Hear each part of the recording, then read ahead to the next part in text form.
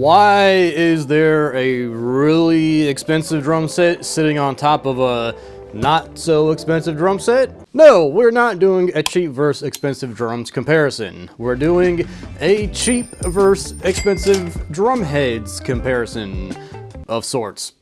Kind of. There's been an age-old debate of where the sound and the tone of a drum comes from. Is it the heads, the bearing edges, the type of wood or the shell material? Is it the number of lugs on a drum? The barometric pressure of the room? The number of plies? Is it the fact that you use plastic tension rod washers instead of metal washers? Leave a comment below on where you think the majority of the sound and tone of a drum comes from, because I guarantee everyone has a different opinion. My answer to that question is that all factors play a part in the sound and the tone of a drum, but I would say that the majority of the sound comes from the head, because that's what's actually vibrating and resonating and producing the sound. Because if you think about it, without a head, you have no sound. Also, whenever I talk about cheaper drum sets, I get flooded with comments saying that all you need is good heads to make a cheap drum set sound good, which I do agree with, but I wanted to see if the opposite was true. If you put cheap heads on a higher end kit, will that kit sound worse than the cheaper kit with expensive heads on it? So for this test, the higher end kit will be this DW Collector's Maple, which is 10, 12, 16, 22, and I'm currently waiting to hear back if I could borrow a 14 by 5.5, because the other kit has a 14 by 5.5. I was trying to borrow a DW, but instead I have this 14 by 5.5 Ludwig Classic. And this kit with this snare comes out to about $4,200-ish. And then below in this box, coming in at about 10 times cheaper before tax, is this E-Star kit. I have done another video on a different E-Star kit in the past. This one has a little bit different sizes that match this drum set a little bit better. And this video is sponsored by E-Star. They did provide me with this kit for this video if you're interested in checking it out for yourself. But with that being said, sound doesn't lie. Let's tear into this box, see what we got, and then switch out a bunch of heads.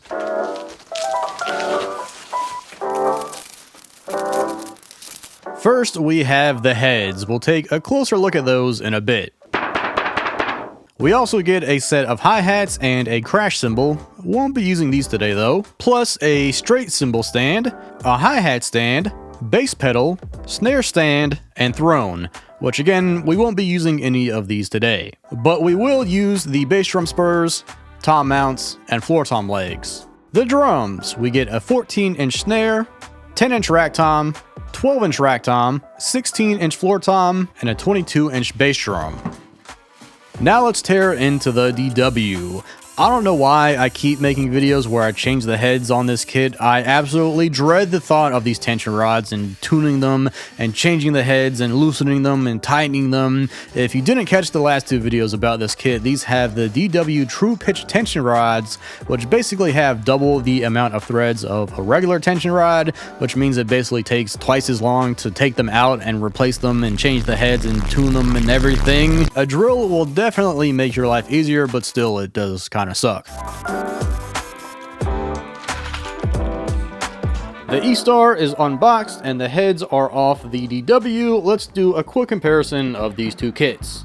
First, the E-Star. It's 10 by 7, 12 by 8, 16 by 14, 22 by 16, and the snare is 14 by 5.5. The DW is 10 by 8, 12 by 9, 16 by 14, 22 by 18, and the Ludwig snare is 14 by 5.5. The E-Star is made of poplar and the DW is maple, and so is the Ludwig snare, I think. But I want to say it actually might be maple and poplar. If any Ludwig nerds are out there, then leave a comment and let us know. On the E-Star, the 10 and 12 have 5 lugs, while the DWs have 6. The floor tom on the E-Star has 6 lugs and the DW has 8. The E-Star bass drum has 8 lugs and the DW has 10, and both snares have 10 lugs. The bearing edges on the E-Star really aren't that bad, to be honest. They're cut pretty clean, but I would say that the profile is a bit more mellow than the DWs, since those are way more pronounced and a bit sharper than the E-Star. So really, this isn't the most scientific video. Honestly, I'm just kind of curious to see what cheaper heads sound like on a nicer kit, because I feel like most people have experienced, nice heads on a cheaper kit, but I don't really know of anyone that's put cheaper heads on a DW, which is why you should like this video and subscribe. On to the heads. The stock heads from the E-Star will be going on to the DW. All of them are single ply. They're kind of thick and really loose, which you can really see in the bigger sizes, and have like zero tone to them at all, and they sound like a piece of paper. I didn't notice this until I started putting the heads on, but the resonant side heads are actually a bit thinner than the batter sides, which I was not expecting at all, but this will actually help us out some. Also, I got a ton of hate for using a drill in the last video with this kit, so I'm using it again, just for you. If you know what you're doing, you'll be fine. If not, then that's when you start messing up. I'm comfortable with it, but if you're not, then just don't use one. That simple. Also, for the bass drum, I cut a porthole the same size and in the same location as the one I'm going to use on the E-Star. The snare is a coated head, but it's like a really coarse coating, so maybe it'll actually help control some more overtones than the nice head, maybe? And thankfully, it has a real snare side head and not one of those thick tom heads on it. On to the E-Star toms, I'm putting on clear Remo Emperors for the batter side, and then clear Remo Ambassadors for the reso side.